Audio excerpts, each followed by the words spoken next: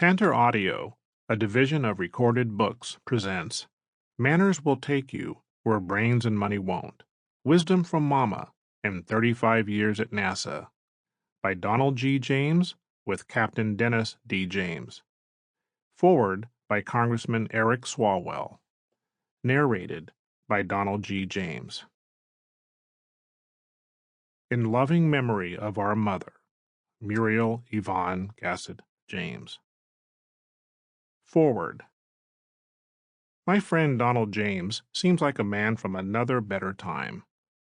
He's a man of science, of education, of service, and of course, of manners. Since the day we met, I've been deeply impressed and inspired by the leadership he shows and the life he leads. NASA was lucky to have his expertise and leadership for so long. I wish Congress had more people like him. Donald and his brother Dennis argue here that manners are much more than etiquette, politeness, civility, and protocol. Rather, they write, manners are the authentic and genuine way in which one shows up in the world for good, a foundation for fulfillment and meaning. For them, manners are a moral dimension and a virtue. From its inception, NASA has been a nexus of our nation's innovation and a sort of civic telescope for seeing mankind's future. As the education director at the Ames Research Center, and then as NASA's Associate Administrator for Education, Donald led the effort to inspire the next generation of scientists, engineers, and explorers. In this book, he imparts the wisdom he gained during his long and distinguished career. He hopes to inspire even more young people to attain fulfillment and meaning by finding their own NASAs through which to make the world a better place. And he hopes to inspire parents to consider the wisdom that was imparted to him and his brother by their late mother, Muriel Yvonne Gassett James. Give the people around you nothing but reasons to help you. Don't mistake this for some milquetoast go-along-to-get-along philosophy. Being consistently genuine, polite, and principled is a learned skill and hard work. It requires you to step outside your comfort zone, to subvert your reflexive impulse to hit back, and to constantly think about how to stay on the higher ground. It is, in many ways, a spiritual undertaking and a journey that never ends.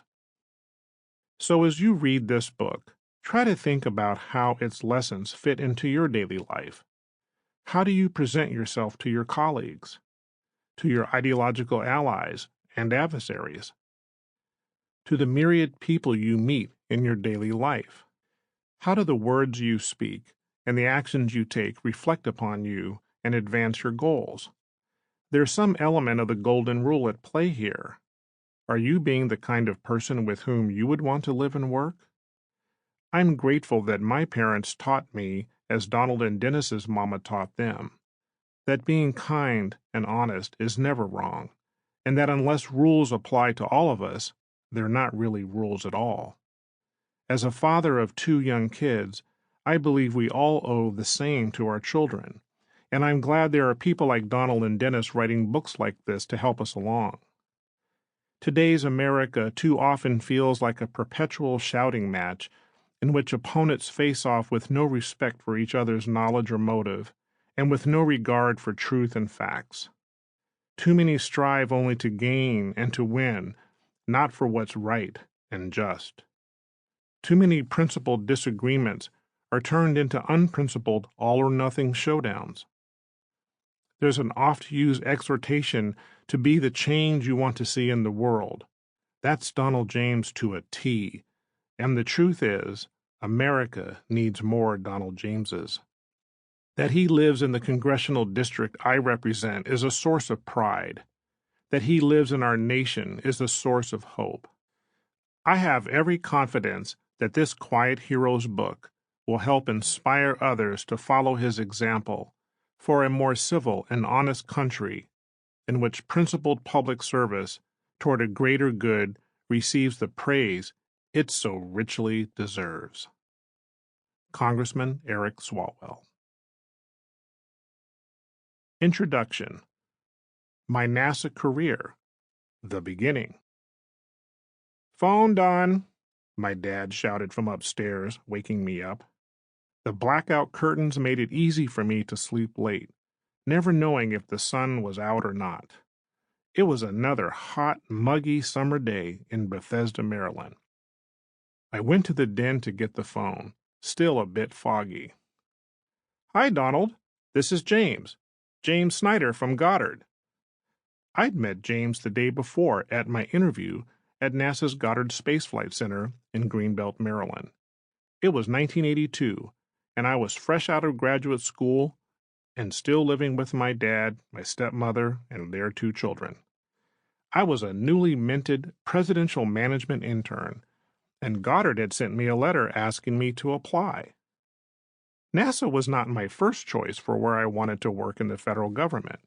I had just earned a master's degree in international development and wanted to save the world from the scourges of poverty and economic destitution. To this day, I don't know why NASA plucked my resume out of the pile of PMIs as we were known. Perhaps they dug deep into my academic history to learn that I'd studied aerospace engineering in college, but that seemed improbable. I'd majored in aero for only a year before switching to international relations in my sophomore year. My father had convinced me to do the interview even if I didn't plan to work at NASA. He said practicing interviewing was important and that the best way to learn is to do. So I did. I had been honest with the NASA interviewers. I shared my desire to secure a position with the U.S. Agency for International Development or the U.S. Department of State. I said I would definitely keep NASA in mind.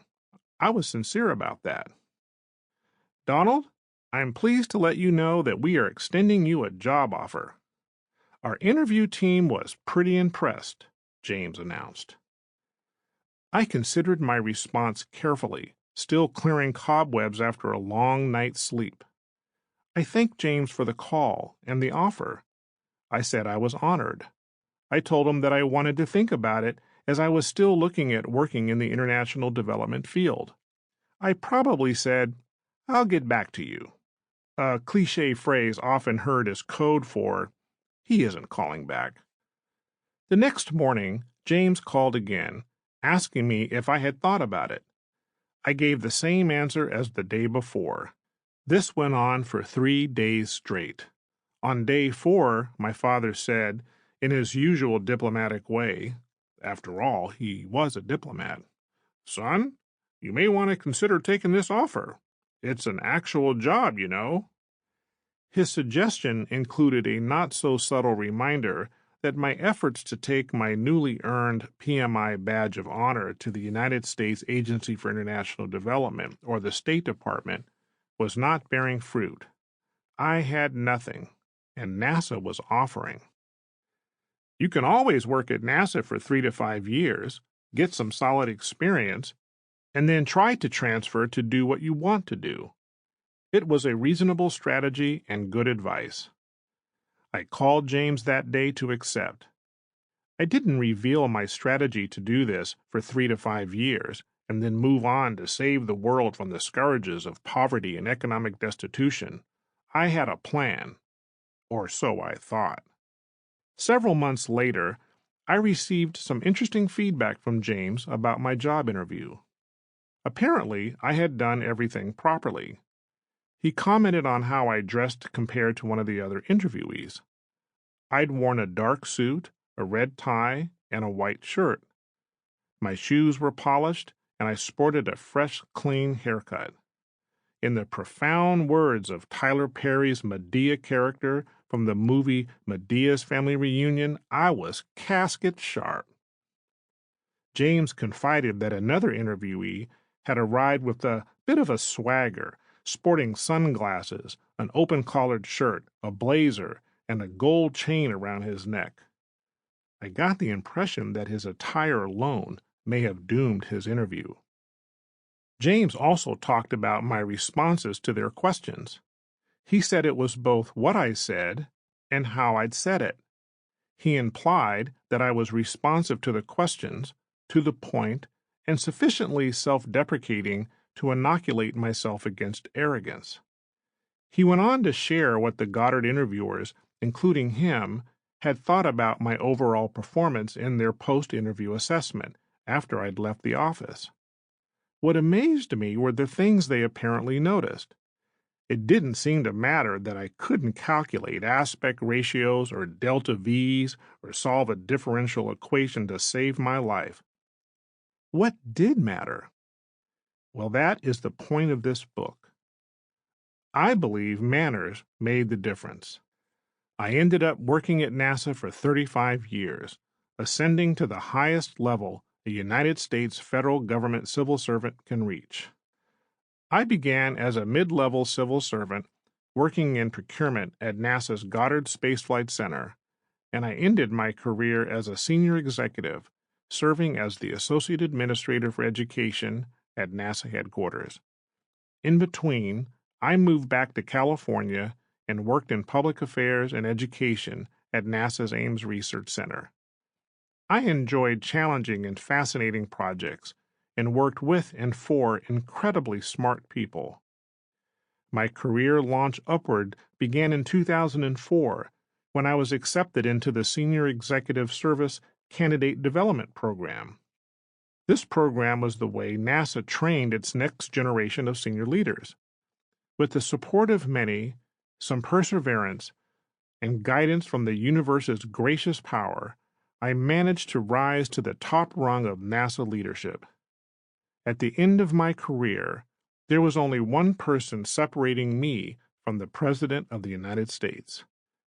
How was this possible for a man with a B average, modest SAT scores, and degrees in international relations and economics? I want to emphasize something that I strongly believe. A former boss and someone I consider a mentor and key to my growth at NASA once said, "There are many paths to the throne." I didn't appreciate his wisdom at first, but the words stuck with me. Here's what I believe about that statement. There is no one right way to a fulfilling career in life.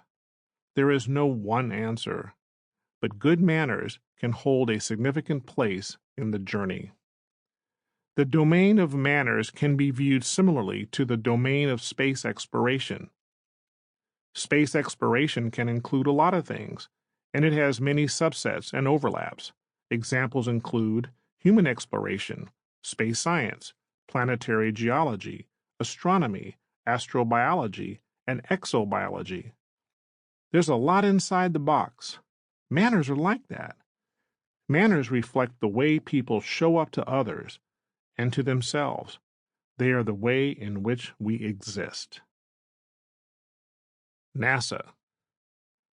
Without the lessons my mama taught me, I wouldn't have made it as far as I did in my NASA career, which culminated in my dream job as Associate Administrator for Education. Manners and proper English, both verbally and in writing, were a big deal for Mama. As an English and French teacher, Mama insisted on proper, respectful conventions. She taught at a school that had many immigrant students, particularly from Vietnam, Cambodia, and Laos. She insisted on calling her students by their birth names and pronouncing them correctly. She was also convinced that a dangling participle, an uncombed afro, or an unacknowledged gift were life's debris. "It's your neighborhood," she would say. "Keep it clean and right so they can't use it against you." What she meant by "they" were people who could help you or harm you. "Do not give anyone a reason to harm you," she would say. "Give them a reason to help you." Mama believed the key to success lies not in how book smart you are or how rich, but in how you treat people and how you show up in the world. Our prisons are populated with smart people. The world is full of unhappy people who have a lot of money. Mama didn't lecture. She just showed up in her truth and let her wisdom ooze out over time. As a young, naive NASA hire, if I wasn't the smartest guy in the room, and I certainly was not, or the most experienced, for certain, I did know how to engage people and carry myself in a way that usually engendered cordiality, respect, and trust. I had good manners, albeit with occasional lapses in judgment. Doors opened that may have remained shut had I shown poor manners, which often equal poor judgment. Opportunities presented themselves that may have been mysteriously absent had I assumed that my knowledge, skills, abilities, or credentials alone would carry the day.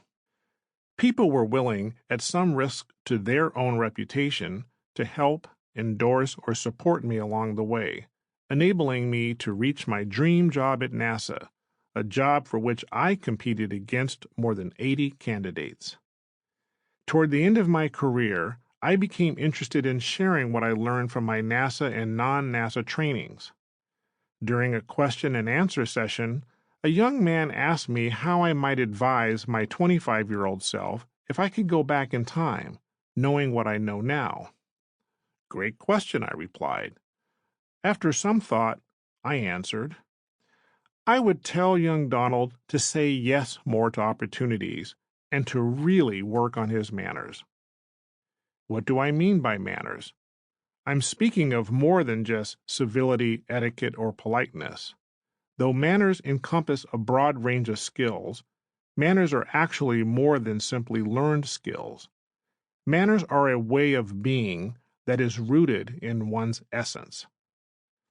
Everyone has a view about the right way to be, what good behavior is, or what's acceptable in the home, school, or workplace. The dynamics and values of human interaction evolve. Rules, policies, standards, and conventions of what is acceptable change. Manners can be situational, and they can also shift over time. What may have been bad manners when I began my career, like not wearing a tie to work, may be acceptable now. What might have been tolerated then, jokes of a racial or sexual nature, isn't now. When I speak about manners, I'm not talking about please and thank you. I'm talking about good or appropriate manners for our time, the second and third decade of the third millennium. My view of manners is quite broad, as I hope this book reveals. The book's organization: Story as Teaching. Because of my experience as a former NASA leader, early career professionals have sought my advice about advancement and making it in the world, particularly at a place like NASA. Invariably, the talks and speeches I offer include lessons from Momma, especially the lesson that became the title of this book, "Manners Will Take You Where Brains and Money Won't." Although I've written this book primarily for early career professionals, it is my hope that it will also inspire and support high school students and college students on their journeys. My intention is that this book will benefit anyone who reads it, whether they fit those target audience categories or not. Perhaps just viewing the world through the lens of manners will open new possibilities for opportunity, fulfillment, and meaning. In this book, I draw on stories, both personal and from my experiences at NASA, that serve to illustrate a manners point or one of Momma's rules. These rules are listed at the start of Chapter 1, and we will delve into them throughout the book. Each chapter opens with a story that illustrates to some degree the point of that chapter. This is not a scholarly book. I will simply strive to point out where I've been directly influenced by others. My messages emerge from the synthesis of my experience, training, and learning. My training was not limited to NASA. I have always been and continue to be a learning junkie. In my 20s and early 30s, I was introduced to two deeply impactful and personally meaningful trainings. The first was the EST training seminar created by Werner Erhard, and the second was an intense gathering called the Men's Weekend, created by A. Justin Sterling. Both were somewhat controversial. My experience with them was powerful and life-affirming, and they profoundly shaped my worldview and my manners. A note about some of the book's conventions. I use pseudonyms in most stories and references. Actual names are not critical for the story's purpose. In some cases, I use actual names because the listener could easily learn an identity. For example, it would be silly for me not to use the names of the NASA administrator or deputy administrator because anyone can find that out. I refer to Black people as Black instead of African American. This is just my preference. It reveals when I came of age and when I became more conscious of my race. Once upon a time, Black people were referred to as colored, then Negroes, then Afro-American, then Black, then African American. We were called other things too throughout history, mostly derogatory. I prefer Black because Black is what I was in my formative years, and that is how I now identify. I am Black because much of society sees me as Black. I am Black because I like being Black, even though I'm lighter complexioned than my dad and darker complexioned than my children. And for transparency, please note that Momma wasn't the original author of many of her rules about how to live in the world. I know, for example, that rule number 8 came from either Dr. Seuss or Colombian writer Gabriel Garcia Marquez. I'm certain I have come across some of her other rules in my readings. Many aphorisms are timeless, universal kernels of wisdom that have long been repeated in the general culture. It is my intention that by the time you finish listening to this book, you might have discovered a few nuggets of wisdom that are actionable for your journey. Some of the topics we'll cover include the following: manners, an appreciation of manners as much more than being polite and behaving civilly, but as a way to walk in the world with integrity, respect, mindfulness, and compassion. Pink suits, the importance of considering ideas, behaviors, or actions that fall outside your comfort zone, long enough to see if they make a positive difference. Money, possessions, success, and achievement. Greater awareness of what matters to you beyond these concepts. Momma's rules. Not only understanding what they are, but how they may apply to you and how you can develop your own rules that serve your specific journey. Interviewing. Being prepared for the interview you didn't know you were having. Appreciating that, in a way, you're always being interviewed. Building your team. The value of having a team in your life to support you.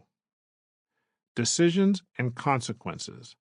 Becoming better prepared to handle injustices that may invade your life. With a cacophony of voices and libraries of books telling you what you should do to be successful, why on earth should this book be any different? Perhaps something I write about or the way I say it will resonate with you. If we connect on just one thing, then this book will have been worth it. Preface. COVID-19. After I finished the draft of this book in early 2020, the world experienced an unprecedented event, the coronavirus, or COVID-19 pandemic. As you listen to these words, I suspect the pandemic is still being felt. My heart is heavy over the loss of life and the life-changing impact it has had on so many people worldwide. The pandemic changed our behavior overnight, from physical distancing to quarantining to enhanced hygienic measures, not to mention the cessation of a vast portion of the economy. The pandemic, as well as more recent social unrest, inspired me to rethink the relevance of this book's message. As you listen to these words, you may know some of the answers to the questions I currently have. Will a vaccine save the day? Will we all go back to business as usual? Will the economy ravaged by this virus recover? How will our interactions with each other change? Will exposed societal inequities and social justice matters be addressed? Though I don't yet know the answers to these questions, after much consideration, I still believe that the messages and principles in this book apply. Only you can determine how the principles might apply to you for today, tomorrow, and beyond. In Chapter 4, Pink Suits, I talk about stepping out of our comfort zone and trying on a metaphorical pink suit as a new way to approach an issue. The coronavirus has forced the entire world to put on one big bright pink suit. For me, maintaining a 6-foot distance from those that I love and wearing surgical gloves and a face mask in public while hunting for toilet paper and hand sanitizer, while essentially remaining under quarantine for a few months, is a whole closet full of pink suits. The virus is like the wind. We can't see it, but we experience its impact. Another significant change is the near ubiquitous use of online or virtual gatherings, whether for business, education, or social activities. This includes interviewing for a job. Chapter 8, Am I Being Interviewed?, focuses on the job interview, but is biased toward the face-to-face interview. During our shelter-in-place edicts to thwart the spread of the virus, if an interview is taking place, it's probably on the phone or via the computer. How could the environment of a virtual meeting impact the outcome of an interview? Well, for starters, it's more challenging to read someone's body language, and impossible if it's a phone interview. The quality of the audio and video may be poor and include lag times and distortions. The interviewee may need to be extra mindful to look naturally into their computer's camera, versus off to the side at their screen, and to ensure there are no visual or auditory distractions. After adjusting to my new reality during the shelter-in-place period, I was struck hard and embarrassed when I finally comprehended the pandemic's devastation. Tens of thousands of lives lost, tens of millions unemployed, families crushed, no loved ones allowed at a dying relative's bedside, virtual funerals, weddings, and religious services, not to mention distance education and widespread teleworking. Travel all but stopped, businesses shuttered, many of which may never come back. I often equate the enormity of the situation to the proverbial asteroid that is smashed into Earth. Fear, anxiety, and helplessness dominate the emotions of many. How will humanity adapt and cope? I asked myself during the most sobering moments of COVID-19, which parts of manners are still relevant? My instincts led me to the story I share in Chapter 12, Money, Brains, and Success, about the magic money exercise, which invites us to take a second look at money and what it means to us. During the time of the shelter-in-place, while taking a walk alone in the park and enjoying the quiet sounds of the living earth, I often meditated on the rules my late Momma, Muriel James, taught me. And with a deep inhalation of clean air, I rejoice that I have another day to give. Donald G. James, Pleasanton, California. Chapter 1, Momma's Rules. Muriel's 8 Cardinal Rules of Life. Number 1. Make peace with your past, so it won't screw up the present. Number 2. What others think of you is none of your business. Number 3. Time heals almost everything. Give it time. Number 4. Don't compare your life to others, and don't judge others. You have no idea what their journey is about. Number 5. Stop thinking too much. It's all right not to know the answers. They will come to you when you least expect it. Number 6. No one is in charge of your happiness except you. Number 7. Smile. You don't own all the problems in the world. Number 8. Don't cry because it's over. Smile because it happened. One day, Momma, a child of the Great Depression and ever the frugal person, drove herself to her neighborhood Dollar Tree store. To Momma, the next depression was always around the corner. At the time of this particular outing, she was about 85 and getting feebler, although Sample complete. Ready to continue?